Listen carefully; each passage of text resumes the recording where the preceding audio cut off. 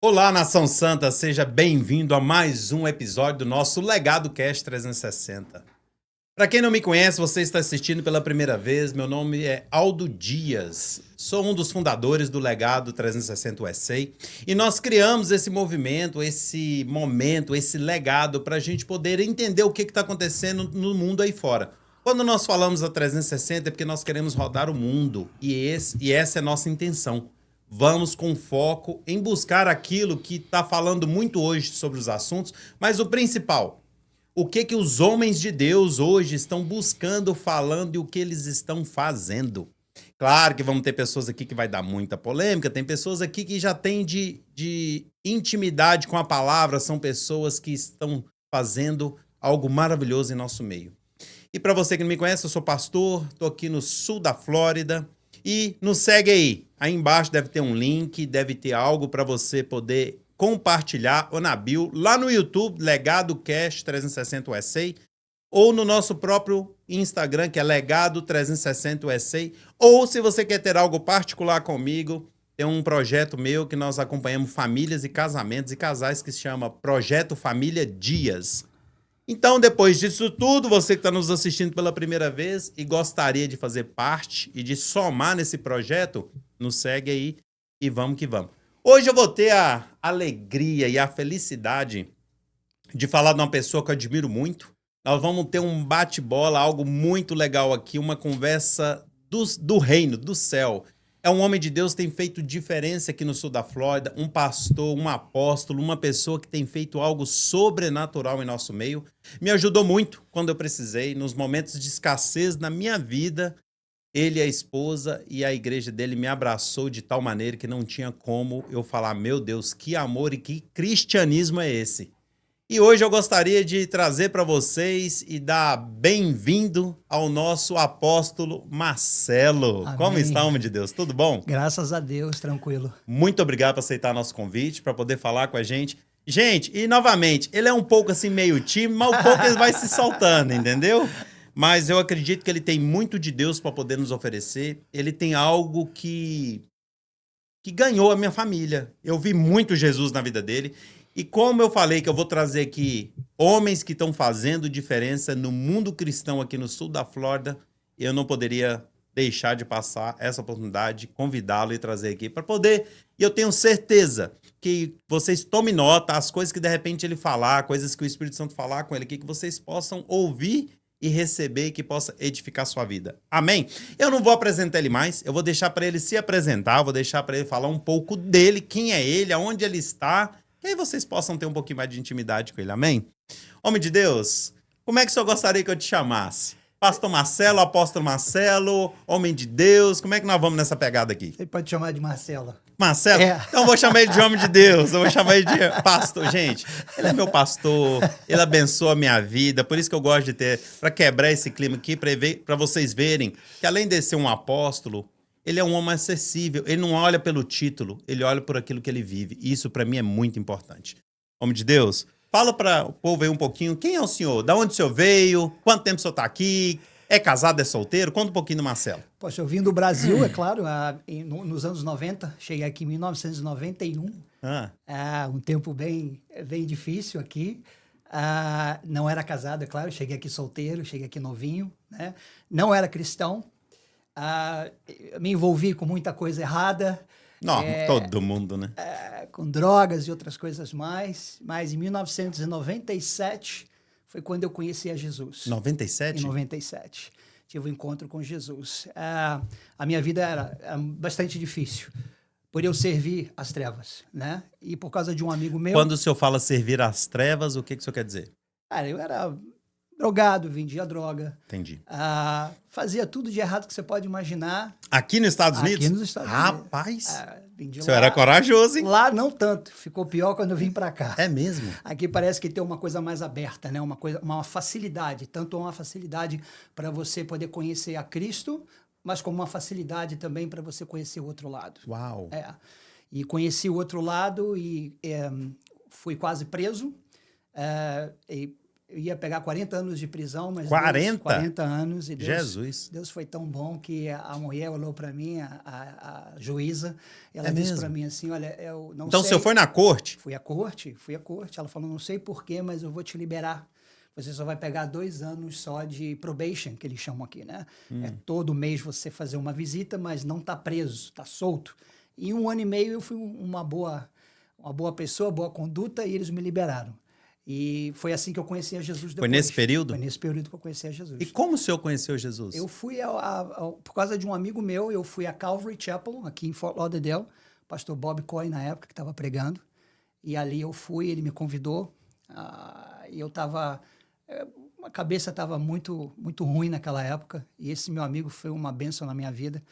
Foi o Neto. Né? Ah, conheço. O Neto, você conhece o Neto, né? Conheço o Neto. Ele me levou para Calvary. E, rapaz, na hora que eles fizeram o altar call, que eles chamam, né? Chamar para você vir para frente, parece que alguma coisa me prendeu no assento, eu não levantava de jeito nenhum. Não conseguia levantar do assento. Que isso? Aí, na hora, eu senti uma mão atrás de mim. Eu creio que foi a mão de Deus. Me tirou do lugar. Eu fui para frente. E ali eu aceitei a Jesus. Uau. E ali começou a minha trajetória. Dali eu saí, fui para uma igreja pentecostal, onde eu tive encontro com o Espírito Santo. Ali eu fui batizado com o Espírito Santo. O senhor lembra como é que era o nome da igreja na época? Eu não lembro o nome da igreja, mas era o pastor Sérgio. Brasileira? Pastor Sérgio Brasileira, igreja brasileira. Deus já me jogou logo numa igreja pentecostal, igreja de movimento. E ali eu fui batizado com o Espírito Santo e durante 1 hora, 2 horas eu fiquei no chão ali chorando, rindo, movendo para um lado e para o outro. Ali tive um encontro genuíno na cruz, um encontro genuíno com Jesus. Uau! Coisa maravilhosa. Isso o senhor estava com quantos anos de idade nessa época? Rapaz, eu tinha 26, 25 anos. Eu tô com 57 agora. 57? Ah, mas o senhor tá enxuto aí. Não, o senhor tá bom. 57. Uau! 25 anos, então. Um encontro que verdadeiramente mudou a minha vida. Foi lá que conheceu a esposa? Não, eu conheci a minha esposa depois, quando eu conheci a pastora Mático. Pastora Mático. Que tá lá com a gente agora na igreja. Olha, eu posso falar, essa é uma que eu quero trazer aqui pra gente entrevistar em breve, tá? Mulherzinha abençoada. Né? Ela é de Jesus também, gente. Uau. Aí o senhor conheceu ela? Ali eu conheci a Priscila, né, através dela, e ali a minha vida começou a mudar. Ela fez o meu casamento, a pastora Mático, e ali eu comecei um crescimento, um treinamento, e cheguei aqui onde eu tô hoje. Uau. E filhos, tem? Tem 2. Tem o João, que tem 20, e tem a Johanna, que é a minha filhinha querida, porque é menina, né? Ela tem 16. Entendi. 2 filhos maravilhosos, por sinal. E quando foi que o senhor entendeu o seu chamado pastoral? Porque uma coisa é converter e entender o chamado. Quando? Pois é, eu tive uma experiência sobrenatural com Deus, quando eu fui batizado com o Espírito Santo. Eu tive um encontro com ele, e ali ele falou para mim que tinha um chamado na minha vida, né? Que eu tinha que cumprir um chamado, né? E ali começou essa preparação de um chamado apostólico e profético que, na época, realmente ninguém muito conhecia. Até a pastora Mático brincava comigo, não fala muito sobre isso não, porque o pessoal não entende muito. Nessa área apostólica, parece nos anos 90, né? Uau. Quer dizer, 2003 foi quando isso aconteceu, já quase no começo dos anos 2000. E ali foi uma transformação de vida. Eu comecei um treinamento, fui para a escola bíblica, me preparei, e ali Deus foi me trabalhando, me preparando, um processo, né? Aí o senhor começou a se apaixonar pela palavra. Aí eu comecei a me apaixonar pela palavra. E, na verdade, os dons se manifestaram primeiro do que a palavra. É mesmo? Depois é que eu comecei a aprender mais a palavra. Foi uma coisa muito rápida. Curiosidade, quais os dons que começou a aparecer? Dom de visão. Ok. Aí eu comecei a ter visões, que na verdade eu já tinha visões com 4 anos de idade. Só que as visões eram direcionadas para coisas ruins. Né? Porque você, quando não tem Cristo, o canal ele está aberto porque já é um dom. A Bíblia fala que Deus é aquele que dá os dons. Né? E aquilo ali ele muda quando você encontra Jesus. Quando você se entrega a Ele, aqueles dons, então, são canalizados para a palavra e canalizados para Cristo. E aí Jesus começa a usar aquilo que Ele já te deu. Então, o inimigo acaba usando aquilo antes quando você não está em Cristo ainda. Né? Então, eu tinha muita visão, sempre tive visão de olho aberto. E aquilo, quando eu fui batizado com o Espírito Santo, rapaz, foi maravilhoso. A visão abriu e eu via muita coisa. E às vezes coisas que eu nem entendia. Mas aí depois com o aprendizado, tive a pastora Mati que me ajudou muito e outros homens e mulheres de Deus que me ajudaram nesse preparo, nesse caminho para me chegar aqui onde eu estou. Né? Nessa maturidade hoje em Cristo, né? Tem algum outro nome específico que te ajudou nessa maturidade, além da pastora Márcia? Sim, a Ana Mendes. Ana Fiquei Mendes. com a Ana Mendes e com o marido dela. Ana Mendes é durante hispana? 5 anos. A Ana Mendes é mexicana. Mexicana, né? É poderosa. Eu uma já mulher fui de numa Deus. conferência dela. É muito poderosa. Trabalha na área de libertação. É uma bênção ela. E tive outras pessoas que eu tive encontro, como John Eckert, o apóstolo John Eckert também, e Cindy Trimm, e outras pessoas conhecidas aqui nos Estados Unidos, que naquele meu decorrer foram me dando palavras proféticas que tinham a ver com o meu ministério. E te transformando em Cristo. E fui me transformando em Cristo. Uau. Foi um preparo até chegar aqui. Uau. Um caminho. Um caminho que eu ainda percorro, viu, pastor? Eu sei. Eu acompanho. A gente ainda está dentro desse processo. O processo só acaba quando a gente vai embora daqui. E, gente, eu vou falar para vocês, né? Eu acompanho, nós estamos brincando aqui, porque eu tô lá com ele, na nossa igreja lá. Eu falo nossa. São bênçãos, viu? Todos essa família aqui é maravilhosa. Deus deu. Nós estamos lá na Blaze of Fire, que é o nome da igreja dele, que ele vai falar aqui agora. E a gente lá é do pezinho de fogo. A gente fala que ali é o lugar que a gente... Sapatinho, né? que eles falam lá. Sapatinho de fogo, né? E a gente gosta. E as irmãs gostam, os irmãos também. Fogo e é no de parquinho, Deus. né? E o mais gostoso disso tudo é saber que a simplicidade dele nos traz para a palavra e para a realidade. Mas voltando para o senhor aqui. Sim. Aí o senhor conheceu a pastora Priscila e casou? Casei com ela. E a pastora Priscila havia recebido uma palavra completamente diferente de uma outra pessoa, que ela iria casar com um homem alto de olho azul. Olha aí. Tá brincando? Olha aí, ó. Alto do olho azul. Não, o senhor é alto, só não tem olho azul. Só não tem olho azul, né? Mas Deus e ela também, ela já veio crente também? Ela já era crente. A pastora mesmo? Priscila é crente desde que nasceu. E eu não. Então essa foi uma diferença entre nós dois, né? Entendi. Sempre foi cristã. Nasceu no cristianismo. Casamento foi sempre uma bênção? Não. Nós estamos casados há 24 anos. 24? Eu vou te falar que o começo não foi fácil. É mesmo? Não foi fácil. Mesmo sendo crente, tem ranger de dentes? Nossa. É mesmo? É muito. Então, fala pro povo para não desanimar que tem como. Gente, não desanima. Continua firme e forte no Senhor, porque Deus tem sempre uma solução para o seu problema e Ele é aquele que restaura o casamento e hoje meu casamento é uma benção. Aleluia. Gente, eu tô puxando aqui porque eu conheço os dois, né? E eles contam de vez em quando lá para nós que o que aconteceu no casamento deles, algo foi assim surreal. E realmente eu vejo o carinho dos dois hoje, como eles cuidam do outro, mas diz que no começo teve a pastora Priscila não queria saber de ministério, não. De maneira nenhuma. Não é? Ela não queria saber de pastoreio, de nada, né? Rapaz, ela brigou com Deus, vou te né? falar assim, era uma coisa, né? Eu sempre falava para Deus, Deus me usava e quando acabava de me usar, a briga e o problema era em casa. É mesmo. E o inimigo em cima da minha esposa porque ela não queria participar. Ela tinha uma resistência, uma resistência muito grande para o ministério. Uau. E hoje não. Hoje Deus transformou ela, ela está ali. Hoje ela é uma bênção, é uma pessoa maravilhosa, mas não foi fácil, não. Muito jejum e muita oração. Mas Deus é bom. Amém. Glória a Deus. Casamento bom. Filhos? Maravilhosos. São maravilhosos, tranquilos. Dos meus filhos. Amém. Glória a Deus. Isso é muito bom. Sim. Vou fazer uma pergunta para o senhor aqui para a gente poder desenvolver ela um bocado. Quais foram os maiores desafios do senhor na sua caminhada ministerial? Eu vou te dizer que foi os ataques que eu sofri. Eu sofri muitos ataques. Exemplo. Quando eu achava que as pessoas, que quando eu viesse para Jesus, para Cristo, não haveriam ataques, não haveriam problemas. Essa era a minha cabeça, tá? Mas quando eu vim para Jesus e Deus começou a me usar um ministério, rapaz, não foi fácil, não. Muita gente se levantou contra mim na época por causa do ministério. Crentes ou não crentes? Crentes. Crentes? Irmãozinhos crentes. Irmãozinho. As ovelhinhas? As ovelhinhas, exatamente. Que isso. Mas aí Deus uma vez falou comigo, isso faz parte do seu caminhar.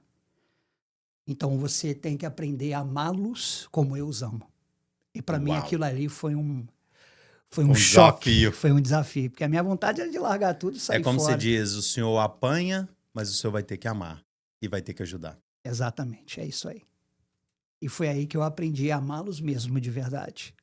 Porque até então eu só queria sair e ir embora. Teve retrações, teve pessoas querendo Sim, tive pessoas que tentaram até tirar o ministério. Uau. Por causa da minha... Eu ainda não tinha uma certa firmeza na palavra. Entendi. Porque eu era muito novinho ainda em Cristo. Então, os dons começaram a se manifestar antes mesmo da minha maturidade na palavra. Uau. Foi quando Jesus falou para mim, você vai parar por aqui e agora eu vou te ensinar a palavra. E foi quando eu comecei, a igreja deu uma caída e ele falou, eu quero que agora eu vou te ensinar e você agora vai ensiná-los a palavra. E para mim foi bem difícil. O senhor comentou comigo uma vez que o senhor estava congregando num lugar judeu? Nós, um pessoal que era, são judeus messiânicos, né, Aham. para Cristo, Aham. e ali eu fui visitar esse lugar e ali eles abriram para mim o local para a gente começar o nosso trabalho ali. Ah, entendi. Era um rabino muito bom, um homem de Deus, uma esposa também maravilhosa. E Na verdade, é como se ele sublocasse o prédio pro eles senhor. sublocaram um Entendi. prédio para mim e a gente começou o trabalho ali. E ali, quando a gente começou o trabalho, nós começamos com 10 pessoas. E em 7 meses de 10, nós chegamos a 180. Uau. E foi quando a gente teve um mover da glória de Deus. Ali as pessoas verdadeiramente foram impactadas. Nós vimos milagres, nós vimos câncer saindo, tumores desaparecendo. Começamos a ver realmente um mover do poder de Deus sobrenatural. Bom, e dentro Dentro de um lugar messiânico. messiânico. Eu lembro quando Deus me usou para pregar para eles me convidaram para o culto deles. Inglês ou português? Inglês. Inglês, ok. E o Senhor falou assim para mim, eu quero que você fale do Espírito Santo para eles, porque eles têm dificuldade nessa área. Jesus. Aí eu o falei, negócio... o senhor tá querendo me pegar, né? Aí Eu vou sim. falar do Espírito Santo? Falou, vai. Rapaz, aí comecei a falar do Espírito Santo, o Espírito Santo começou a batizar cada um deles, e eles caíam no chão, batizados pelo Espírito Santo, sem tocar a mão. O que Deus fez ali foi algo assim sobrenatural. Uau. Todos foram batizados com o Espírito Santo, de uma vez. Então, ali já começava não somente o seu ministério, mas aquilo que o Senhor queria te usar, né? Exatamente. O Senhor levou Jesus e o Espírito Santo. Quer dizer, já messiânicos, eles já entendiam de Jesus. Sim, sim. Só que o Espírito Santo para eles ainda era Uma dificuldade. uma dificuldade. Sim, para Uau. entender. E aí eles entenderam que quando você recebe o Espírito Santo, ele abre o seu entendimento. E abriu o entendimento deles. E, engraçado o senhor falando isso, porque eu sei que lá no nosso prédio tem uma ou duas pessoas que é dessa época. Sim. E eles estão até hoje com o senhor. A Eles Wanda não, e o Wagner. eles não, como se diz, não moveram, são guerreiros fiéis que estão ali juntos. Estão firmes ali. Aleluia, glória a Deus Deus. é maravilhoso. Uau. Legal. Nossa. E depois de lá, o senhor foi... Eu lembro que eu fui numa igreja do senhor muitos anos atrás, lá no The Forum. Deus mandou que eu fechasse a Rua Hakodesh, que se chamava, esse ministério. Eu abri uma segunda igreja, que foi a Blaze of Fire. Nessa segunda igreja, foi um mandato novo e uma comissão nova do Senhor. Então, eu coloquei Blaze of Fire por causa do fogo. Porque essa era parte do meu ministério. Aonde eu ia, as pessoas eram impactadas com o fogo de Deus. Então, aí nasceu a visão Blaze of Fire. Daí. Entendi. Entendeu? Uau. Algum momento nesse caminhar do senhor lá atrás e no meio agora, algum momento o senhor pediu para você abrir mão de algo? O Senhor me pediu para abrir mão de várias coisas. É mesmo. E eu tive que abrir mão. Exemplo. Pode falar? Posso. O meu emprego. Quando eu comecei o ministério, eu trabalhava e ganhava mais ou menos uns $1.300 por semana na época. E Deus falou para mim, se você quer crescer e você quer impactar, então você vai ter que escolher entre você continuar no seu trabalho natural, no seu trabalho secular, ou então trabalhar para mim, full time. Rapaz, eu vou te falar que foi difícil, porque o que eu ia ganhar era 1/4, talvez, disso daí que eu ganhava. E eu falei, não, Deus, ok, vou deixar de lado o trabalho e vou começar a te servir full time no ministério. E foi quando eu comecei por aí. Isso foi uma das coisas, né? E também deixar os meus filhos, porque eu era muito apegado com eles. Os meus 2 filhos. Deus falou para mim que eu tinha que entregá-los ao Senhor. E aí eu tive que realmente entregá-los, porque eu não queria entregar. Sabe aquele negócio de cuidar, ficar em volta, aquela coisa toda? Sei, há pouco tempo eu tive que fazer isso. Pois é. Aí ele falou para mim, você vai entregar os 2 e deixar que eu cuide deles. Aí eu falei, tá bom, Senhor, entendi. E aí eu entreguei para o Senhor. Hoje, A esposa concordou? a esposa teve que entregar também, né? que a esposa também teve a parte dela de entregar. Porque a gente é muito apegado, ainda mais é brasileiro, né? Uhum. A gente Bem família, né? Bem família, apegado com os nossos filhos. Então, era muito apegado com os dois. Agora, o senhor me despertou uma curiosidade que eu acho que é para o pessoal que está nos ouvindo agora e está nos vendo. Pastor, quando o senhor pede para poder a gente entregar nossos filhos, naquele exato momento da entrega, o que a gente pode ensinar para esse pessoal? O que é entregar? O que o senhor teve que abrir mão? Como o senhor entregou seu filho ao senhor? O que o senhor deixou de fazer que o senhor teve que fazer, para ficar mais claro? Entregar significa você... Porque quando a gente não entrega, aquilo fica como primeiro lugar na nossa vida. Não é isso? Então, quando a gente abre o nosso coração e a gente entrega aquela pessoa ou aquilo para Deus, a gente está dizendo, Senhor, o Senhor vai tomar conta disso agora. Não sou mais eu que vou tomar conta, é o Senhor que vai tomar conta. Então, quando a gente entrega, a gente confia. É confiar em Deus. Estou confiando que Deus vai conduzir os meus filhos, vai conduzir o meu casamento, vai conduzir a minha esposa, então vai me conduzir. Então, estou eu entregando verdadeiramente isso nas mãos do Senhor. Amém. Assim como foi entregue o Isaac. Né? O senhor daria algum conselho para eles agora sobre isso? Se tiver alguma coisa para entregar, esse é o tempo de você entregar, porque a gente não pode ter nada no nosso coração além do Senhor Jesus. Ele precisa ser o número 1 daquilo que nós temos que ter na nossa vida. Não pode ser família, não pode ser ministério, nada. Tudo tem que ser entregue a Ele, porque Ele é aquele que a gente confia. Então, quando a gente entrega, a gente está dizendo, eu confio que o Senhor pode me conduzir e conduzir minha família, os meus filhos e tudo que eu tenho. Glória a Deus, eu falei com vocês que ele ia ter muita coisa para poder nos abençoar, e se você está ouvindo, vamos até o final que você vai ver que muita coisa vai sair aqui ainda, e que espero que vocês estejam sendo tocados pelo Espírito Santo e possa estar sendo cheio do Espírito Santo com essas palavras que o apóstolo Marcelo está deixando para vocês. Amém. Como o senhor enxerga a diferença entre ser chamado por Deus ou apenas exercer um cargo na igreja? Isso aí é uma diferença. O chamado, quando você é chamado por Deus, você recebe, você é impactado por Ele. Você recebe algo que o servir só não é suficiente. Então, assim, o chamado é algo que Deus te dá para você poder fazer o seu melhor naquilo que Deus chamou para fazer. Amém. E exercer um cargo é como se fosse... Exercer um cargo como se fosse um carro qualquer. Seria uma coisa assim, eu estou só fazendo aquilo ali. O chamado vem com uma visão.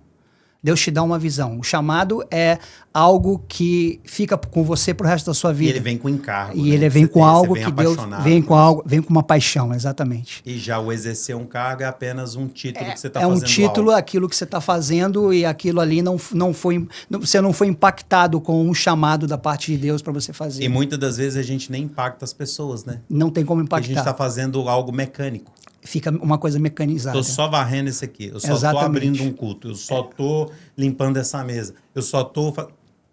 Fica bem... A unção, as finanças e aquilo que você tem para receber de Deus vem com o teu chamado.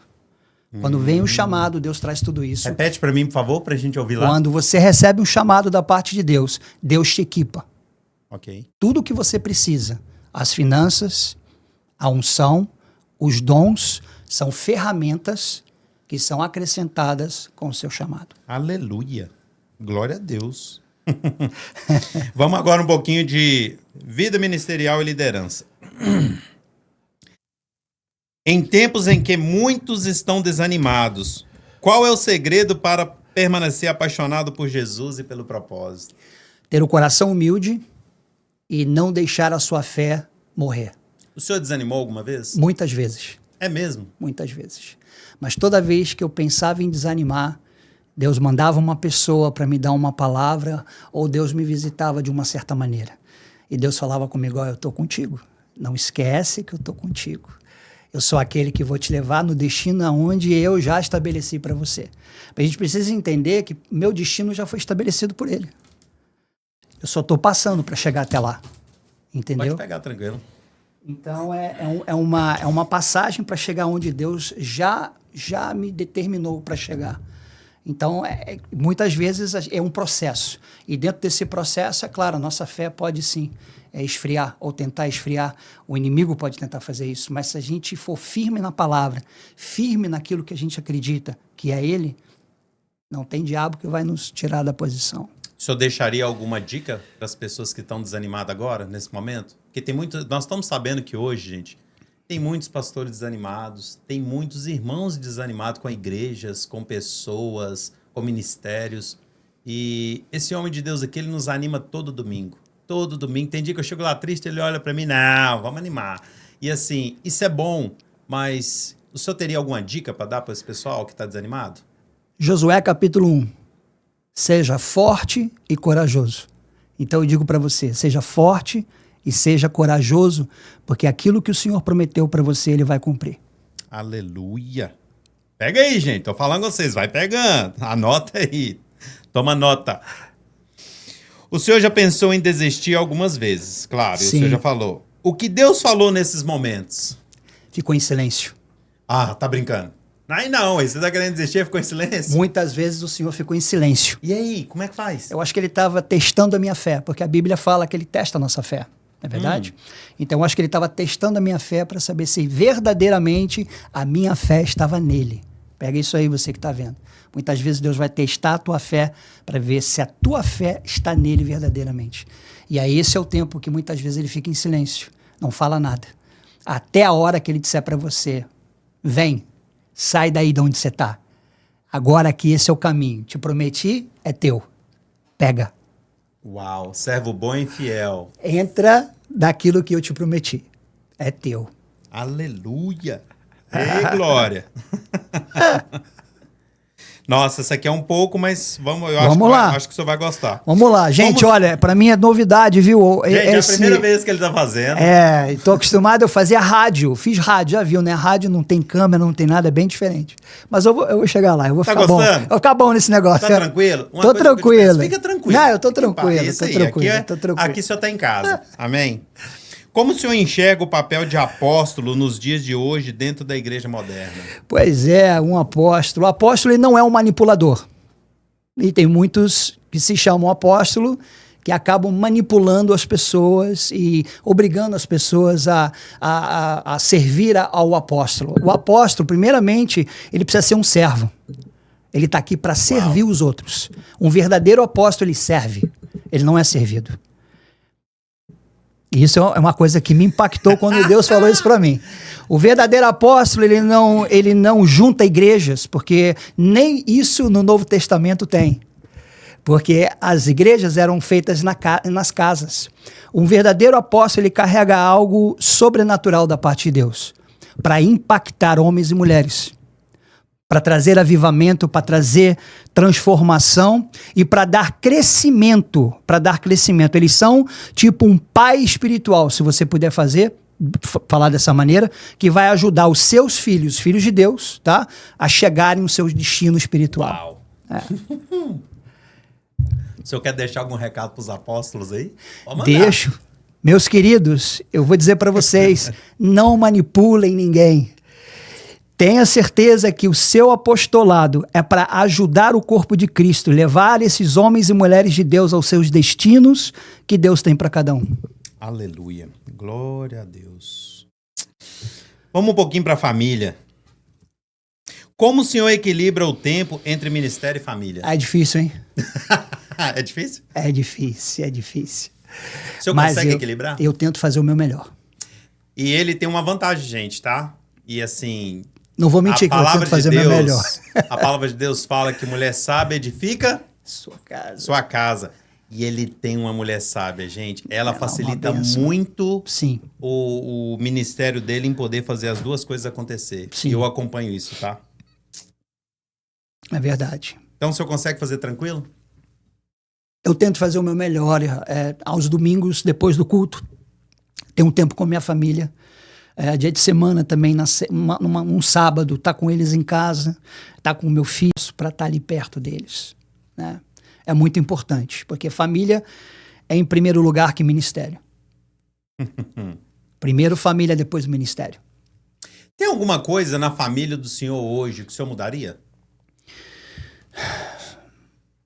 Cara, eu acho que não, pastor. Deus tem sido tão bom comigo. me deu 2 filhos tão maravilhosos e uma esposa tão maravilhosa.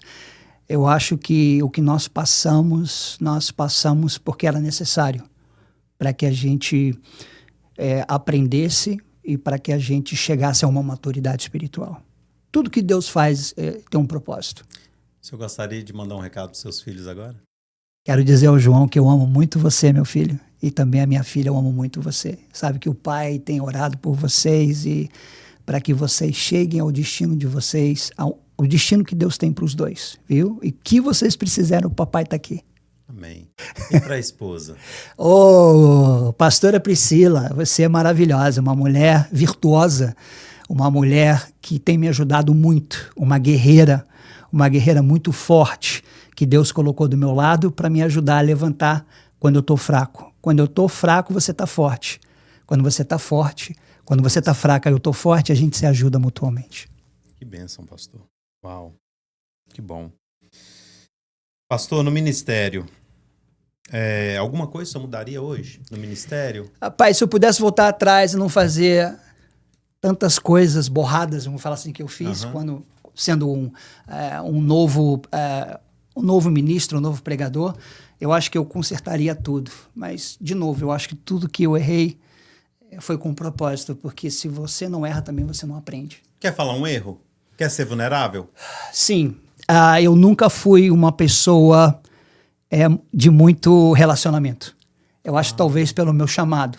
Então eu tinha uma dificuldade muito grande de me relacionar com as pessoas, como pastor. Então essa parte, eu perdi muitas pessoas na igreja no tempo passado por causa disso, porque eu não me relacionava. As pessoas me chamavam para ir na casa, não ia. Era algo que eu tinha, que eu precisava quebrar. E de um tempo para cá eu estou conseguindo vencer isso. Então eu estou conseguindo poder me relacionar melhor. Não é que eu não ame as pessoas, eu amo.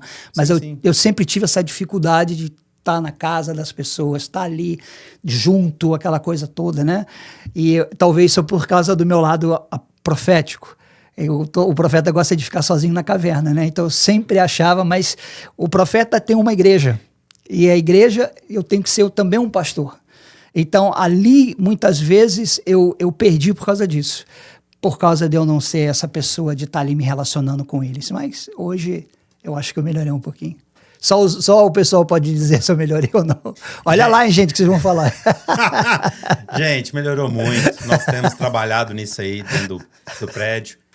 A gente tem feito churrascos, né? Maravilhosos, por sinal. E o churrasco, ele não ia em festa nenhuma. Se você chamava o pastor Marcelo, agora eu vou falar um pouquinho dele. Deixa ele. Se você chamava o pastor Marcelo, ele não ia. A pastora Priscila sempre estava lá representando a igreja. Sempre. E ele ficava mais quietinho, mas não é porque ele não gostava das pessoas, é porque é o jeito dele, ele gostava de ficar quietinho. Um dia eu cheguei para ele, pastor Marcelo, não só eu, acho que outras pessoas falavam também. Sim. Pastor Marcelo, o pessoal precisa estar mais junto com o senhor, precisa te conhecer melhor, não só no lado profético, no lado como apóstolo, mas no lado... Isso tá nas nuvens, né?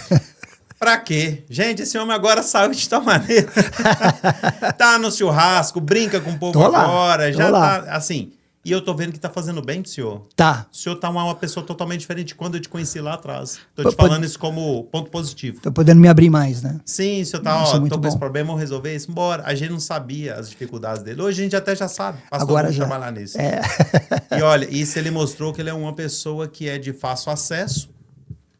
E que eu acredito que Deus foi moldando, foi trazendo umas figurinhas perto dele também, umas pessoas diferentes. Sim. E foi dando mais credibilidade, mais acesso, mais intimidade ao ponto dele entender. Uau, realmente, não é tão difícil assim. Sim. Porque geralmente quando a gente também, eu acho que se a maioria dos pastores, eu sou pastor, e quando a gente se fecha muito, é porque a gente, a maioria das vezes, apanha muito das ovelhas. Isso existe, tá, gente? E isso foi um dos problemas, eu acho. Não foi? Por eu ter apanhado tanto, eu me fechei. Sabe que a Ana Mendes era assim, né? Não, é mesmo? Ela tinha uma dificuldade incrível de chegar perto dela. Talvez foi porque ela também teve várias dificuldades e foi muitas vezes apunhalada nas costas. E eu acho que por isso que ela se fechou. Eu acho que também é a mesma coisa comigo. Mas agora eu estou me abrindo mais e poder me expor um pouco mais, né? Até porque, pastor, a gente também é humano, né? Com certeza. A gente é pastor, mas a gente é humano. Com certeza. A gente sente dor, a gente tem sentimentos. E quanto muitos pastores têm aí, né? Ore pelo seu pastor que está me assistindo. Sim. Ele precisa de oração. Família, o pastor. Porque quando um pastor leva uma apunhalada, além dele ter que ir para Jesus e deixar em Cristo e amar o irmão que apunhalou ele, só que ele é humano, ele tem sentimento. Com certeza. Então, a maioria dos pastores, em vez de ter aquela reação de ter o contra-ataque, Sim. muitos se fecham e vai para Jesus e fica naquele casulo ali, Sim. Sofrendo. Que eu acho que é que a maioria faz hoje. A maioria, né? A maioria. E, a maioria. Sinceridade, gente, isso não é saudável. Não. Você, além de estar... Você, pastor que está nos ouvindo agora, além de você estar se tornando uma pessoa machucada e não conseguindo sarar essas feridas, você está tirando a oportunidade da pessoa que te feriu ver que você é uma pessoa humana e que você pode conversar com ela e dar a oportunidade para essa pessoa se perdoar e pedir perdão. Perfeito, é isso mesmo. Quando a gente se fecha, a gente não dá oportunidade para outro avançar no crescimento em Cristo de entender que ele errou. Porque uma vez você não tem como você reclamar, você não vai falar que achou ruim. E a pessoa acha que ela fez a coisa certa. Quando você vem para conversar e você abre a vulnerabilidade e fala, eu não gostei, foi muito ruim que você fez comigo, você dá a oportunidade do Espírito Santo trabalhar naquela vida daquela pessoa. Não é, pastor? Eu sempre fui muito fechado. Então, acho que foi por isso também que eu sofri mais, por ser fechado, porque eu não me abria. Mas depois de um tempo eu aprendi, né, a dividir também o peso com a Priscila, minha esposa, ou outras pessoas também que a gente tá ali, tão junto, a gente pode dividir os nossos problemas para que eles também nos ajudem em oração, né? É algo assim bem, bem importante. Uau! Vamos falar de algo aqui, um pouco de ministério e uma visão de futuro, de impacto. O senhor acredita que a igreja no Brasil está caminhando na direção certa? Não. Por quê? Porque a igreja hoje no Brasil tem muita religiosidade misturada com uma verdade. O reino de Deus não pode se misturar com uma religião. O evangelho não é uma religião.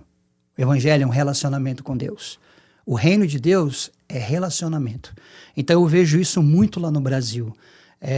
Muitas igrejas que praticam muitas coisas que estão fora do propósito e do reino de Deus, do que o reino de Deus realmente é. Entendeu? Uau. E nos Estados Unidos? As igrejas dos Estados Unidos? As igrejas dos Estados Unidos, por incrível que pareça, eu acho que estão um pouco melhores do que as do Brasil. É mesmo? Sim, eu vejo assim, dessa maneira. Parece que eles têm mais firmeza na palavra, são mais, assim, firmes em Cristo, né? E a gente vê essa diferença entre o brasileiro...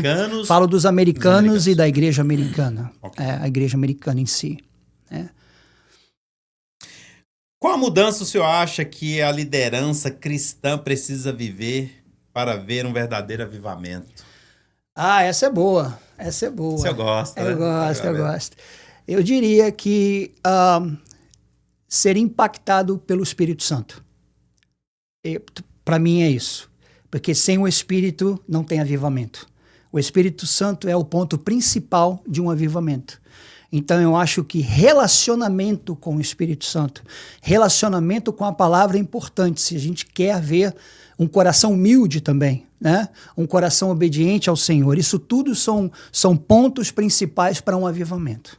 Uau! O senhor acha que a gente está chegando num ponto de ter um avivamento em breve ou não? O senhor acha que está longe? Eu acho que nós estamos muito perto de um rompimento, de um avivamento. Muito perto. Muito perto mesmo. O senhor acha que vai ser um avivamento mais regional ou no mundo todo? O que o senhor acha? Isso vai começar em alguns lugares, pelo que Deus tem me mostrado, e dali vai explodir para outros lugares, como outras nações, outras cidades, outras nações, no caso. Vamos botar assim. O senhor acha que vai ser levantado por um homem ou por um grupo de pessoas, ou vai ser pessoas diferentes? Deus vai usar diferentes pessoas. Entendi. Não vai ser só focalizado... Não vai ser uma denominação. Não vai ser uma denominação, não vai ser foco em uma denominação ou foco em um homem só. Né? Deus vai usar várias pessoas para trazer esse avivamento. Em lugares diferentes. Em lugares diferentes. O senhor acha que esses homens desculpa a gente estar aprofundando muito nisso, porque eu estou esperando um avivamento enorme. Eu já estou vendo vestígios de faíscas saindo pelo mundo afora. Sim. Mas nesse exato momento, o senhor acha que esses grupos que vão ser espalhados de focos, vamos falar assim, focos de avivamento, o senhor acha que eles vão se unir em algum momento? Sim. A unidade é principal dentro de um avivamento. E eu creio que Deus vai, de uma certa maneira, uni-los. Então, para isso acontecer, vai ser reino, né? Um propósito só. O propósito é o reino de Deus e o propósito é que o reino de Deus avance. Esse é o propósito. Então, só acho que essas denominações vão querer atrapalhar? Vão querer atrapalhar, com certeza. Porque não tem essa visão. Eles têm uma dificuldade de entender o que é a visão do reino. Né? Nós sabemos que Jesus pregou o reino. Quando você lê o Novo Testamento, né, você vê que Jesus trouxe o reino de Deus. Ele disse que o reino de Deus estava aqui. Né? E quando ele pregava, ele manifestava o que o reino traz, que é o poder de Deus. Com sinais, com curas, com muitas salvações. E eu creio que esse avivamento, nós vamos ver o mover de milagres e curas muito grande no nosso meio. Uau! Aleluia! Para o senhor, quais são os alertas que está acontecendo no avivamento para as pessoas que estão aí te ouvir começar a ver e observar? Opa, pastor Marcelo falou que tinha uns alertazinhos. Esse é um dos alertas. O senhor tem alguns alertazinhos que o senhor coloca? Ó, isso pode ser um começo de um avivamento. O senhor poder nos ajudar, ensinar? Sim, é uma igreja ou um lugar que se rende ao Senhor. Ok. Tá? O arrependimento é o ponto principal de um avivamento. Quando você vê um coração arrependido, uma igreja arrependida verdadeiramente, que está buscando a Deus, esse é um ponto de avivamento. E o senhor acha que isso tem que começar da liderança? Em muitos lugares já começou. Da liderança. Líderes que estão se rendendo ao Senhor. Verdadeiramente o coração nele, de buscá-lo, de se arrepender, de estar ali, Senhor, me traz o teu avivamento, Senhor, me visita, eu quero ser visitado como nos tempos lá do livro de Atos, né? Onde o Espírito Santo visitou aqueles homens de Deus maravilhosos. Eu creio que tem muita gente buscando. Eu estou nessa pegada. Amém. O senhor acredita que se a liderança se rompendo e colocando o coração voltado para isso, a igreja em si, os discípulos, os membros do corpo, eles vão estar debaixo da mesma unção? Com certeza, porque a Bíblia fala em Salmos que a cabeça que corre o óleo, ele corre para o corpo. Então o corpo significa o corpo que está ali, daquelas pessoas, junto com os líderes. O líder que busca, o líder que tem um coração humilde, o líder que está buscando realmente o Espírito Santo, buscando a Jesus, isso vai refletir sobre as ovelhas. Aleluia. Uau, vocês estão anotando aí, né? Eu falei para vocês. Presta atenção nessas dicas, e eu tô batendo muito nessa pegada, tô colocando muito aqui sobre isso, para que vocês possam entender que existem homens aí fora, homens de Deus, que, como o apóstolo Marcelo falou, já estão se rendendo os corações quebrantados para poder buscar esse avivamento. Porque, sinceridade, eu acho, na minha opinião, que nós estamos precisando viver um avivamento já tem, há muito tempo. Sim. As coisas que estão acontecendo hoje, eu acho que a gente precisa alcançar, focar em cima de um avivamento genuíno. Sim. E eu sei que tem muitos homens de Deus aí fora que são dignos e merecedor de poder estar vivendo esse avivamento. Sim. Tem muitos homens de Deus quebrantados aí fora, meus irmãos. Muito. Tem muitos também que não estão preocupados com nada. Com números, igrejas e prédios. É verdade. Mas tem muitos aí fora que são grandes homens já estão se rendendo. Falando sobre isso... Rendição. Amém. Falando sobre isso, pastor, o senhor acha que ainda existe muitos homens preocupados com números e tratando membros como gado? O que mais tem. Eu sofri isso aqui quando eu cheguei no meio dos brasileiros. Ai, qual é o nome da sua igreja? Quantas pessoas você tem? Então, muitas vezes as pessoas te medem por aí. Quantas ovelhas você tem, entendeu? E as ovelhas são do Senhor Jesus. Ele traz quando Ele quiser, como Ele quiser. Então, a gente não precisa ficar preocupado com isso. A gente tem que se preocupar, na minha visão. Claro. Nós temos que nos preocupar com fazer o melhor para Ele, para Jesus. A ter sempre um coração aprendizado para aprender, humilde, para ouvir e para fazer aquilo que Deus quer que a gente faça no tempo certo e na hora certa. As ovelhas, as pessoas, Deus vai trazer. A gente não tem que se preocupar com isso, não. Números não interessam. Tem como as ovelhas perceber isso, pastor? Eu acho que sim. Eu acho que tem ovelha que pode perceber isso num líder. Num líder? Num líder.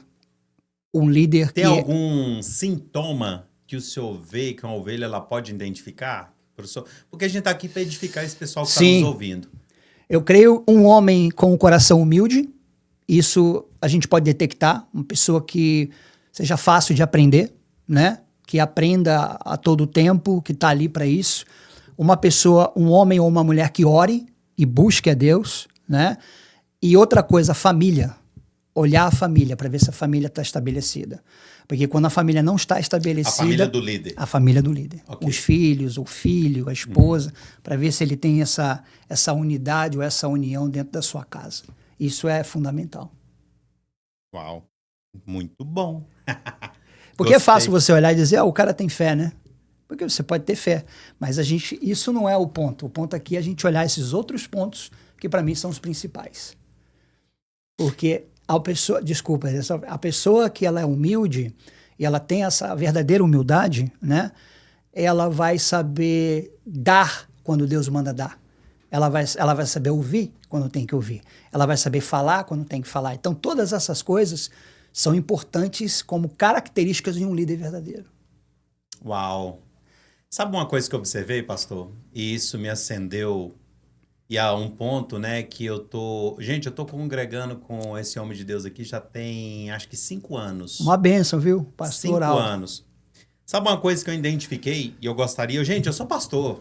Eu prego, eu aconselho. Hoje nós temos no Projeto Família Dias mais de 22 mil famílias que nós estamos acompanhando, estamos ajudando com o texto, fazendo as coisas, atendendo o telefone, bênção, aconselhando. E isso foi algo que o senhor deu. Eu posso falar para vocês?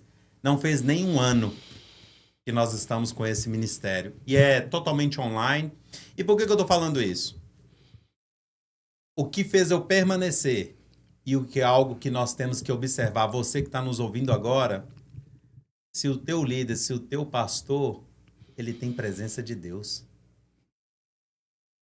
O que me fez permanecer e continuar ouvindo e congregando junto com esse homem de Deus aqui foi a presença de Deus que ele carrega. E a pastora Priscila e a igreja ali naquele exato momento. Quando eu notei isso, eu e minha esposa falou, uau, apesar que Deus também tinha falado para nós, vocês vão ficar aí, vocês têm um propósito aí por um tempo determinado e eu vou te usar nesse lugar. E Deus tem feito, nós estamos há 5 anos, mas você que está nos ouvindo, o principal para você identificar se tem presença de Deus. Se tem presença de Deus no seu líder, no seu pastor, seja lá como você identifica ele, você está no lugar certo. Porque quem tem a presença, ele não trata as pessoas como gado. Sim. Ele trata as pessoas como ovelha, eles são apaixonados, porque Sim. a presença traz esse encargo, né, Sim. pastor? Então, assim, esse é um dos pontos que eu olho, tá, gente? Tem milhares, mas esse aí para mim é um dos principais. Pastor? Fala, meu querido. Qual é o maior desafio espiritual que o senhor enxerga na nossa geração? Desculpa. Qual é o maior desafio espiritual que o senhor enxerga nesse exato momento para essa geração? Eu acho que é permanecer na sua posição em fé. Porque muitas vezes as coisas que acontecem tiram rápido as pessoas da presença de Deus por aquilo que aconteceu. Eu acho que a gente precisa ser firme, estar firme, ter fé, posição. Estar posicionado naquilo que Deus falou com você e naquilo que Deus tem para você. Que nada, não é homem, não é diabo, não são demônios, absolutamente situações que vai te tirar da posição que Deus te colocou. Porque você sabe que o que vem da boca de Deus é verdadeiro. E se Deus te fez uma promessa, meu querido, ela vai se cumprir. Então, o senhor fala firme. Assim, para essa geração, eles precisam ter firmeza, firmeza, decisão em Cristo. Amém. Está firme nas promessas, na palavra, naquilo que Deus tem para você. Essa pergunta aqui é boa, pastor. Olha só. Se o senhor pudesse deixar uma frase para definir o seu ministério e o que Deus tem feito até aqui, qual seria? Eu sabia que ia ser boa. Gente, eu gosto de fazer os meus convidados pensarem. Eu não vou trazer perguntinhas assim muito simples, mas tudo alinhado com aquilo que ele falou. Olha isso. Olha, eu já imagino a resposta dele. Eu diria Fé e esperança. Fé e esperança? Estão juntas. Aleluia! Oh, porque a fé gera esperança. Amém. Pastor, a gente vai começar a falar agora sobre um legado. Tá, beleza. Nosso foco é qual o legado que nós temos deixado, qual o legado que nós temos visto as pessoas aí fora tá fazendo, né? Com tanta coisa acontecendo nesse mundo. Eu fiquei apavorado nessas últimas 2 semanas com a chacina que teve no Rio. Nossa, eu sou carioca, sou do Rio, né? Isso por isso que eu tô tocando assunto, porque o senhor é do Rio. Muito, muito ruim aquilo. Quando eu vi aquela imagem, o meu coração sangrava por dentro. Sim. Engraçado que eu vi muitas pessoas se alegrando com aquela imagem, porque eram vários traficantes mortos. Que são vidas, né, na verdade. É isso que a gente tem que saber, ponto. São vidas. Esse, para mim, foi o ponto. Então, assim, são vidas. Qual o legado que nós estamos deixando hoje, né? O que o senhor acha sobre isso? Do legado? O que o senhor acha que está acontecendo com as pessoas hoje em dia? Porque eles estão tendo alegria em ver uma foto daquela que é aquele monte de corpos esticados. Eu acho que são algumas pessoas que não têm Cristo, né? Da maneira que deveria de ter no seu coração. E aonde que estão puxando esse legado, né, pastor? Pois é, essa tá talvez do mundo, né? Lá fora, e não da igreja, não de Cristo, não do reino de Deus como nós deveríamos. É um legado que não é verdadeiro, né? O legado certo é o legado em Cristo. Esse é o legado correto.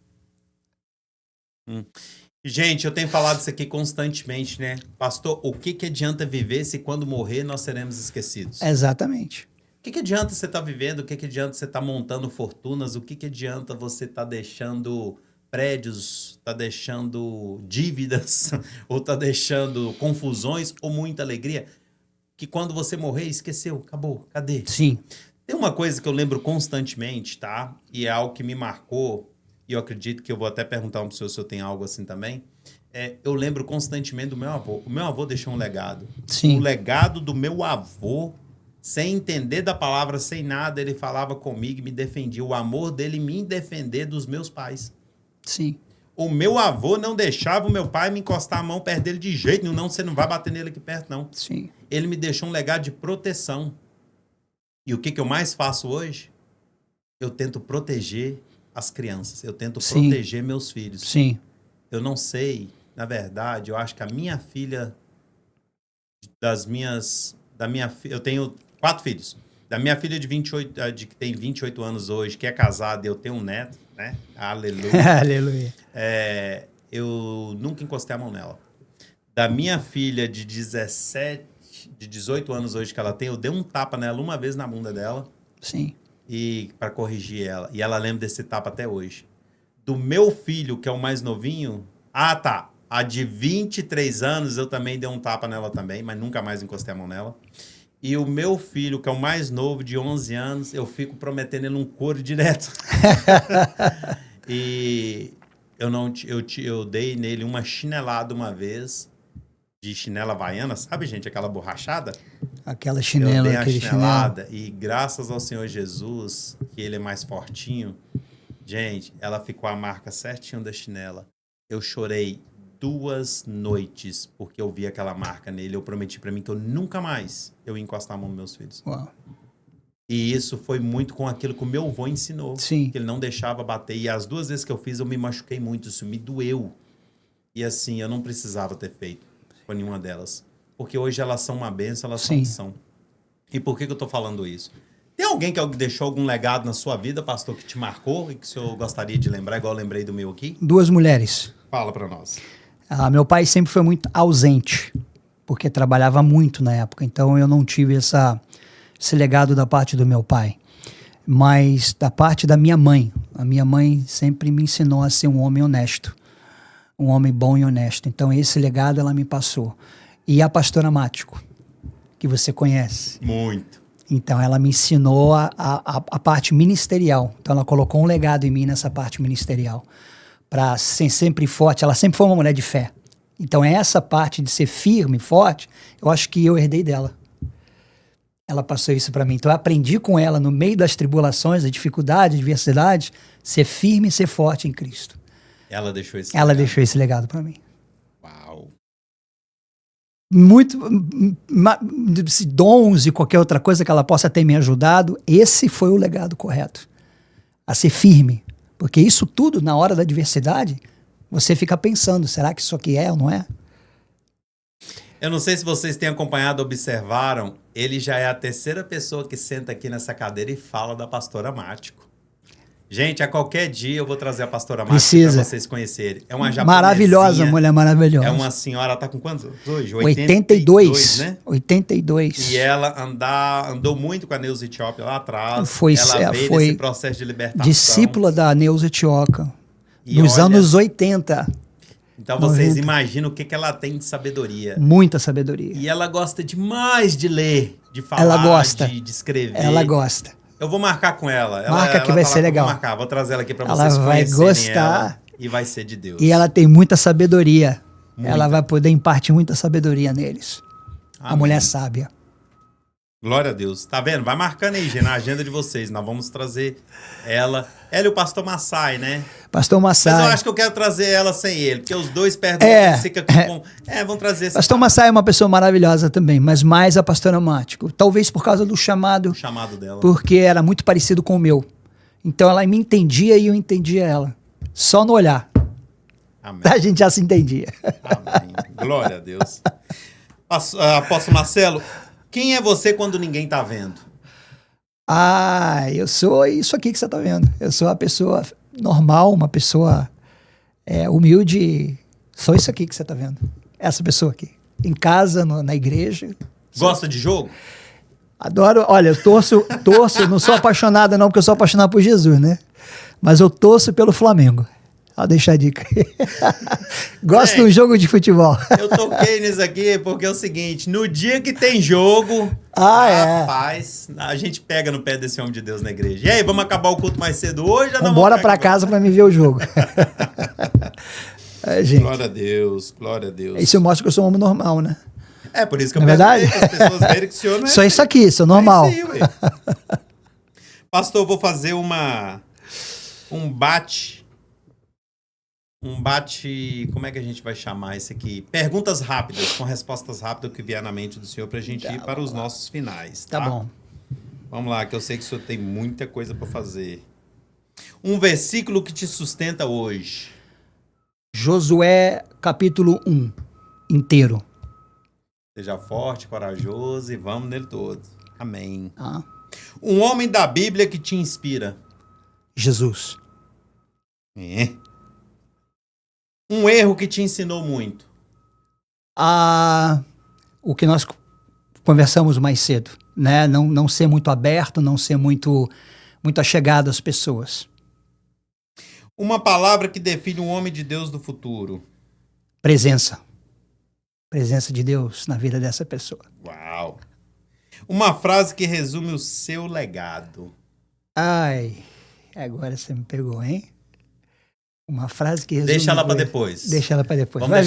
Vai vir. Mas vamos lá. Então, falando de legado, fala para mim um legado que o senhor gostaria de deixar para essa geração, para as pessoas que estão te ouvindo, para os seus filhos. O que o senhor gostaria? 3 coisas. Fala para nós. Um coração humilde para ouvir e aprender. Isso é o primeiro. Seguir a visão e o seu chamado que Deus te deu. Nunca tenta ser o que Deus não te chamou para ser. Porque aí a gente se complica, tá? E número 3, ser guiado pelo Espírito e ter a presença de Deus na sua vida. Para mim são pontos principais. Uau. Esse aí vai fazer diferença no legado. Muita diferença. Um legado que o senhor quer deixar para os seus filhos? A minha fé. A sua fé? Sim. Aleluia. Um legado que o senhor quer deixar para os casais, para casamento?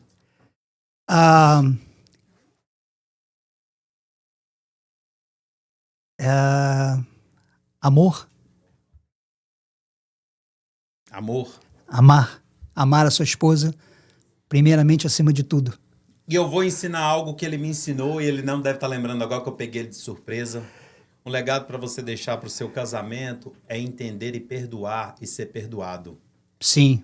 Quando eu tive um problema, aqui a maioria que são nossos ouvintes já viram do meu testemunho, ele foi uma das pessoas que me ajudou, que estava bem lá naquele momento, que estava aquele furacão passando na minha vida. E ele virou para mim e falou assim, meu filho, primeiro você precisa se perdoar para você poder entrar nesse casamento de cabeça erguida e mostrar um outro homem que você possa ser. Sim. Então, assim, para vocês que têm um casamento e que vocês estão passando ou querem deixar um legado para os seus filhos aprender, primeira coisa no seu casamento, perdoe e seja perdoado. Isso. Entenda isso, que Cristo já te perdoou e que você precisa perdoar. E não só o perdão, mas ter em si o arrependimento genuíno no seu coração para você não voltar a cometer o mesmo erro. E um legado que eu gostaria de acrescentar no casamento, para esse povo que está nos ouvindo, pastor, porque ele me ensinou muito isso, ande do lado de pessoas que vão sempre te levar para Jesus. Então, procura um legado de alguém que tem um histórico lindo e maravilhoso para falar de casamento. Sim. Sobre a sua vida e para poder te ajudar. Sim. Amém, pastor? Amém. Eu queria acrescentar mais uma no amor é respeito. Respeitar o seu cônjuge, respeitar a sua esposa, assim como a esposa também respeitar o seu marido. Isso também respeitar os seus limites, né, pastor? Respeitar os limites. Tem pessoas que não respeitam hoje o limite do seu cônjuge. Não respeitam as dificuldades, sim, colocando mais dificuldade. Sim. Escuta, pessoas têm limites. Sim. Pessoas precisam aprender, pessoas são ensináveis. Se você reconhecer um limite na vida da pessoa que anda do teu lado, ajude ela a vencer esse limite primeiro. Sim. Antes de você apenas crucificá-la, né? Sim, sim. Crucificado é só Jesus, né? Crucificado é só Jesus. Ele morreu por nós e já fez tudo isso. Aleluia. Pastor, gostaria de deixar um recado para esse povo, para a gente poder encerrar? Gostaria de dizer para vocês, para ficarem firmes na fé que Deus deu para vocês, porque nós estamos agora num tempo que Deus vai vingar os seus inimigos. Ele vai julgar os seus inimigos e vai te dar vitória. Então fique firme no lugar onde você está, porque a vingança de Deus contra os seus inimigos já está aqui. Uau! Aleluia! E esse é o apóstolo Marcelo, um homem de Deus, um homem que tem feito diferença, um homem que tem falado, um homem que tem edificado. E gente, eu tô batendo o peito para falar dele, porque eu caminho com ele, eu sei da simplicidade do coração e o que esse homem tem feito por vidas. Então você, nesse exato momento que está nos ouvindo, e se você que não conhece Jesus ainda, nesse exato momento, isso aqui vem de mim agora, gente, nós nunca fizemos isso. E se essas palavras te edificou, nos segue aí no Legado, Sim. Cast 360 USA, que está aí no YouTube. Manda perguntas, ou lá no Insta, Legado 360 USA.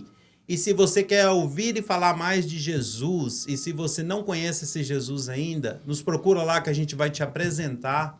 E você, de repente, pode ser tocado aí aonde você está agora pelo Espírito Santo de Deus. Sim. E você ter essa convicção que o Senhor está te chamando para algo, porque você não estaria ouvindo isso tudo que você ouviu hoje por acaso, né, pastor? Não. Então, existe algo aí que o Senhor está querendo falar com você. Sim. E vamos fazer para você um convite. Se você quer, nesse exato momento, e se você não tem uma igreja, você gostaria de fazer a visita a uma igreja que eu recomendo, não só porque eu estou lá, que eu sei da simplicidade do coração desse homem de Deus.